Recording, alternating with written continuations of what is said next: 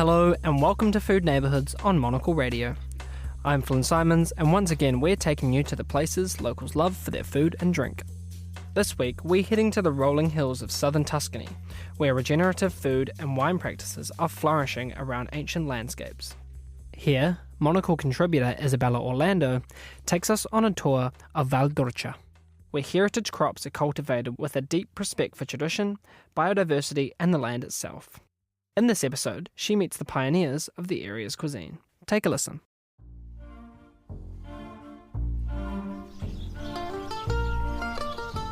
In Val d'Orcia, in spring, green takes on another meaning. I spent a weekend in March driving the Tuscan hills, floored by an abound sense of vibrancy. Not just in the color of the soft grass beneath the olive trees and the vineyards, but in the enthusiasm of the dynamic food and wine producers who I met along the way, and of course, in their local fare. I visited wineries, lunched on farms, pulled over for granaries set in the most incredible medieval castles, and tasted some truly amazing things. From fresh pecorino spread onto homemade bread, drizzled with millefiori honey cultivated meters away from my table, to seasonal cauliflower, chard, and artichokes, so rich in flavor they hardly needed dressing. Apart from maybe a splash of sharp, dark green, local olive oil and house-made balsamic vinegar.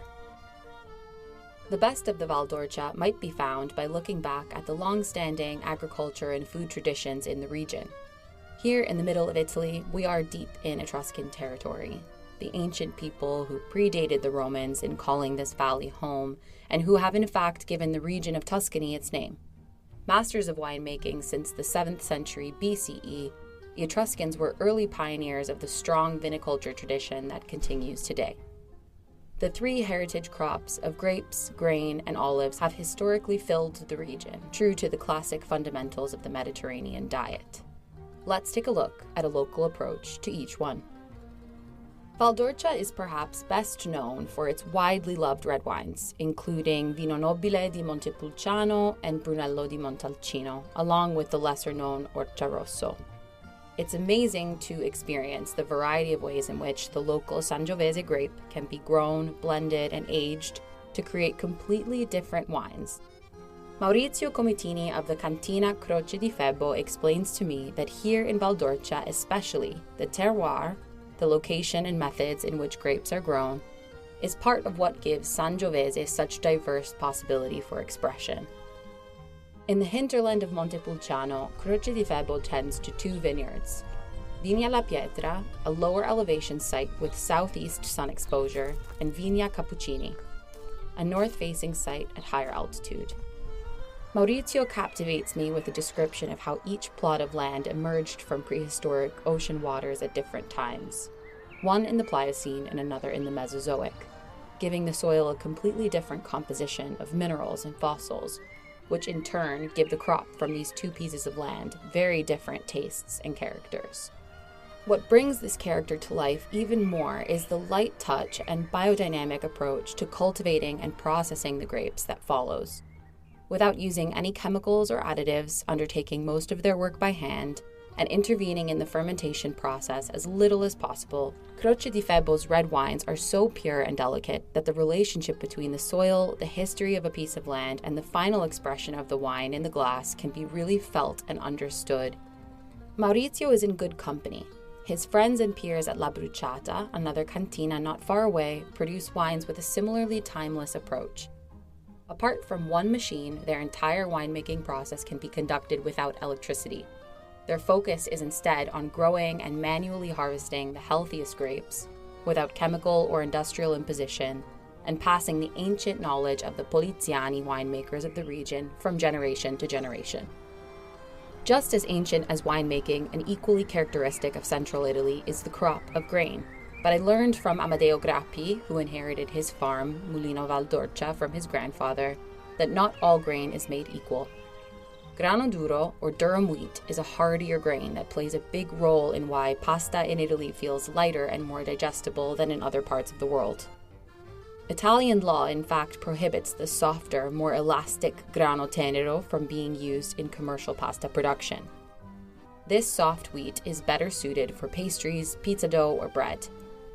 Both types of grain are grown at Mulino Valdorcia, milled into organic flour, made into pasta, and served in the farm-to-table restaurant grown on site, La Locanda di Mulino. Durum wheat is one of the region's ancient grains, meaning it's remained relatively unchanged for thousands of years, mostly untouched by genetic modification and selective breeding. These long-standing species continue to be cultivated in the region using traditional methods that preserve their nutritional quality and natural integrity.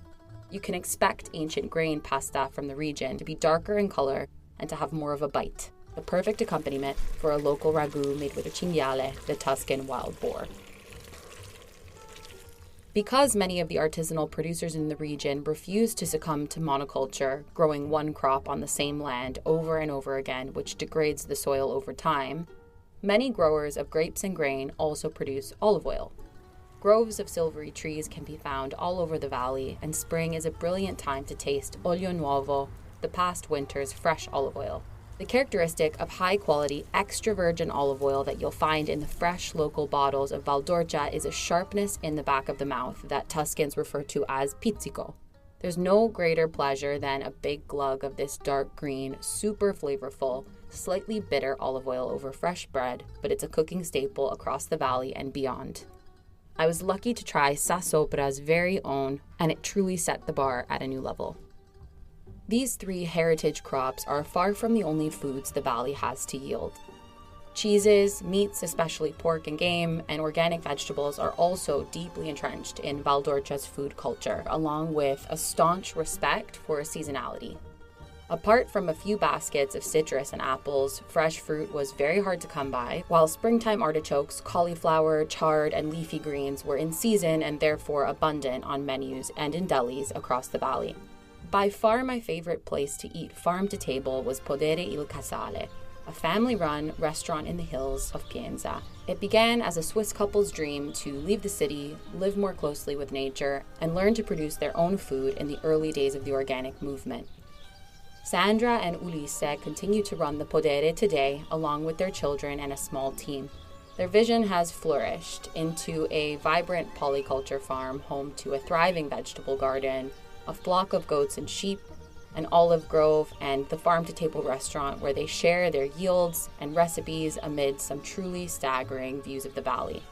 After tasting some of their incredibly soft, creamy, homemade fresh pecorino, I rearranged my plans to squeeze in a visit. Pecorino is a sheep's milk cheese, typical of Pienza, that is more often found in its harder, aged variety. The fresh version is creamy and sweet. At Podere il Casale, like any good natural cheese made from raw milk, flavors vary based on the field diet of the grazing sheep, which changes with the weather and the season. It's a delicate endeavor. Without a long aging process, flavor comes down to the microorganisms and probiotics in the milk. Ulisse maintains that a good microorganism-rich milk comes from ewes that are not under stress. So keeping milk-producing mothers with their young and weaning them gradually is another important step in the fresh cheese-making process.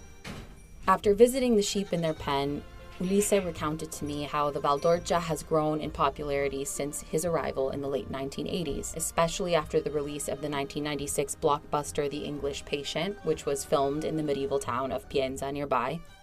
Today, the valley is frequented by visitors from all over the world who eat and drink their way through the history and culture of the region. Valdorcia is a great example of the possibilities of agricultural tourism, where city dwellers can sidestep their busy lives in favor of the quiet, steady pace of the valley and relish in its food, wine, and the regenerative methods that make them so superb. In my experience, the standout moments and mouthfuls in Valdorcia were also the ones that happened to be the most natural. Ingredients grown without modern farming techniques and with a holistic focus on supporting the health of the whole ecosystem and land that they come from. Crafting these yields into fine food and drink products, traditional artisanal methods are very much alive in the valley and continue to be iterated upon and fine-tuned. This approach is certainly not the easy path. Those who take it often face higher losses and greater risk, but it's about the long game. The preservation and continued flourishing of land, tradition, craft, and people.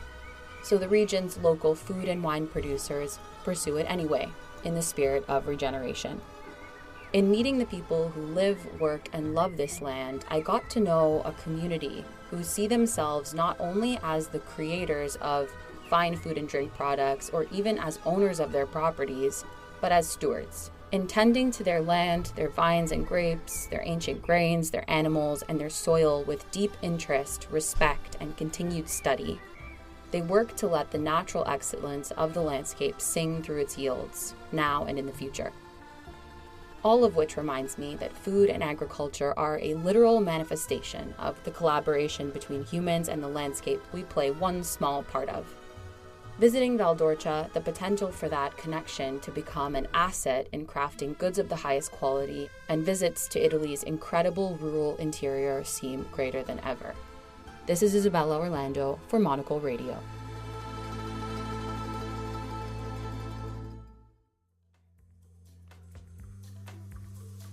Food Neighbourhoods is a Monocle production from the team behind the menu. This episode was written and edited by Issabella Orlando. For more food and drink stories, tune into the menu every Friday at 2000 London time. I'm Flynn Simons, thanks for listening.